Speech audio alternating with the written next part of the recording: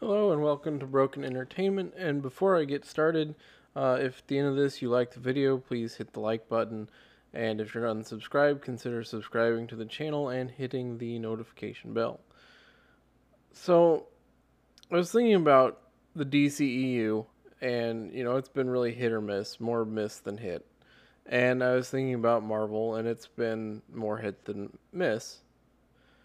And it occurs to me that we're moving, with superhero movies in general, we're moving into a direction that is probably not tenable. And I'm not talking about budget or number of movies. It's the story has gotten so huge in scope. It seems like everything coming out now is some sort of world-ending threat. And there's definitely a place for that. And there's definitely a place where that's awesome. But it's a place I feel like you need to build up to, and Marvel did that. Marvel built up to it in Avengers Endgame, right? But DC didn't, and immediately just dove right into it. And if you look at their movies that have been successful and well received versus their movies that haven't been, you'll start to see a pattern. And the same can actually be said with Marvel, with the notable exception of Endgame and Infinity War. But that was a long, slow build-up so that there were personal stakes for all the characters involved, regardless of the scope of the threat. We'll just take this one at a time. So, on the hit side for DC, we have Wonder Woman 2017, Aquaman, Shazam, and I'll go ahead and put Man of Steel in there because it was fairly well received. There's a lot of people that don't like it, but it made money and did relatively well compared to what came next.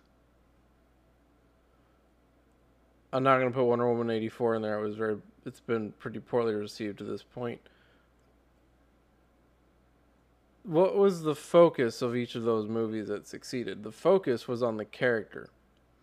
It was all character-driven story. The focus of, or the scope of the story itself was, although not necessarily tiny, wasn't a apocalyptic level super high powered bad guy world ending threat. In the case of Aquaman, yes, that could have resulted in a catastrophic war, but it wasn't really on the level of Darkseid showing up, or in Wonder Woman 84, not on the level of Max Lord almost destroying the world with wishes, which sounds dumb just saying it. But, in Wonder Woman 2017, it was all about Wonder Woman and her introduction to the world of man and the ongoing war that was taking place, and how she thought Ares was the cause of the war, but it turned out that people are people. Wars happen. And she helped, certainly, by defeating Ares, but she didn't in World War One, right? And in Shazam, it's about him learning his powers, his responsibilities. Kind of harkens back to Spider-Man 1, right? Where it's mostly about him learning the responsibility of his powers. In those movies, you have a narrow scope, a narrow threat that really introduces the character, really advances the character, and makes them ready for the next step in the next movie, essentially. In the case of Wonder Woman, we get Wonder Woman 84, and we just leap straight from narrow focus to ending the world with wishes. If you look at the movies that failed, you have Batman vs. Superman,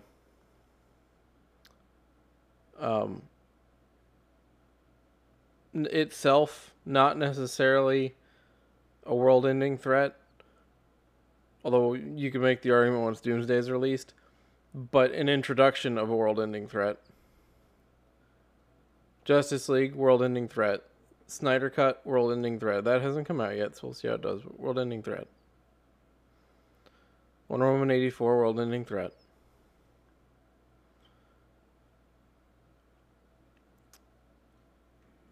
So, clearly there's been bad writing, there's been bad acting, there's been bad directing.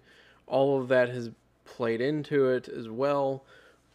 But I feel like we're getting away from that character focus, and that's what at the heart of every superhero story has always been a character focus. If you look at what made Marvel successful, look at the original movies before Avengers. Iron Man, what was it focused on? The development of the character of Iron Man. It was a limited scope threat. Thor, what was it focused on? The development of the character of Thor and a limited scope threat. Captain America, what was it focused on? The development of Captain America and a bigger threat, but again, not really apocalyptic. They waited until all of those characters were well introduced and well developed, and in some cases had multiple movies gradually expanding both their character and the scope of the threat. And then you come together for Avengers. And by then, you've built this solid foundation, and you can say, okay, now we're going to have a huge threat. In DC, they didn't do that. They dove right in to the big threat. And with Marvel, I'm beginning to see a pattern that's pretty similar. They're going to bring in these new characters, but so far the scope of everything has just grown and grown and grown and grown and grown. So I worry that we're moving away from these character-centered stories, and if we do, superhero movies and comics lose all meaning. Because what connects us to those stories is the character. And if the character just becomes a vehicle through which to deliver punches and CGI effects, what value does it have? And also, at the same level, you can tell a lot of great stories that aren't world-ending threats, and they can involve the Avengers or the Justice League. But they're not doing that. And I'm looking forward to the Snyder Cut because I want to see what he does with it. But it's another world-ending threat with no build-up and very limited character development for some of the major characters. You have Cyborg, who most people have never heard of, and they try to cram his development into the movie. You have the Flash, who everyone's heard of, but again, they try to cram his development into the movie. What DC should have done is Man of Steel, Batman, Wonder Woman. All independent, character-focused movies. Then they should have done Aquaman and The Flash. Then they should have done Superman 2, Batman 2, Superman versus Batman. Then you could have done Wonder Woman 2, The Flash 2. Then you could have done maybe an Aquaman 2, a Cyborg movie, and then, and only then, do you do Justice League? And through all those movies, you build a thread that shows a gradually increasing threat that builds up to the revelation of Darkseid. And then, after Darkseid is handled, you scale back down. Because spectacle's really fun to watch, but after a while it doesn't have any value. And Marvel needs to do the same thing. They've done the big giant threats. Now scale it back. But what do we see? Okay, what's Thor Love and Thunder got? Well, so far it's got like 3 major characters in it. Captain Marvel 2, if it ever happens, is going to have another major character, possibly 2 or 3. Black Widow is character focused. So we'll see how that does. The only problem with Black Widow is the character's already dead.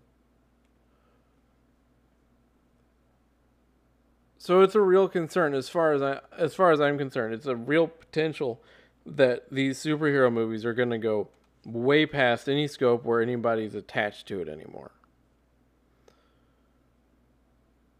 You know, yes, everybody knows Superman, everybody knows Batman, everybody knows Wonder Woman. But if they're just constantly fighting the next great threat to end the world, you don't really get attached to them. And that was the biggest mistake to me that DC has made to this point. The next movie supposedly is going to completely or partially reset the timeline,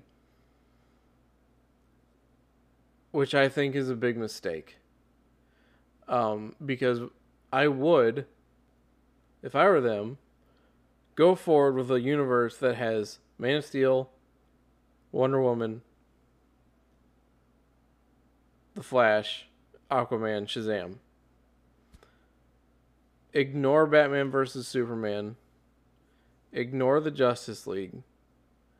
And build up to something. And focus on character development. Focus on those small scope, expanding gradually over time stories. We'll see what they do. I don't think they're going to do that. They don't want to just quietly ignore things. They want to just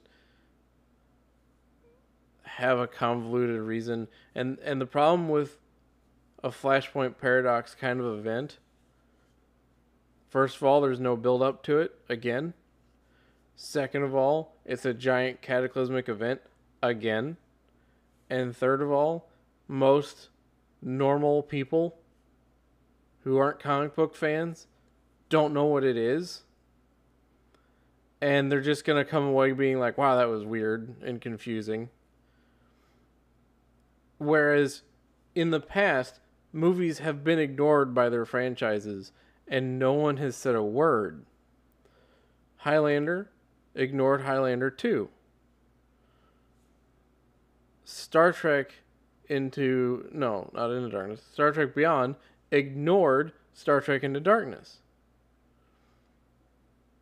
It's okay to ignore movies that are generally universally disliked within a franchise in terms of canon and just pretend they never happened. People will just hand wave it. It's fine. But they're going to get too complicated. They're going to give Ezra Miller, who is not a convincing Flash to me, this huge task of resetting the universe. I hope they can do it. I hope they pull it off because I want the DCEU to be successful. But like I said, I'm afraid both for DCEU and Marvel, we're going to go to all spectacle all the time and forget what got us there in the first place. So I hope you liked the video, and I will see you next time.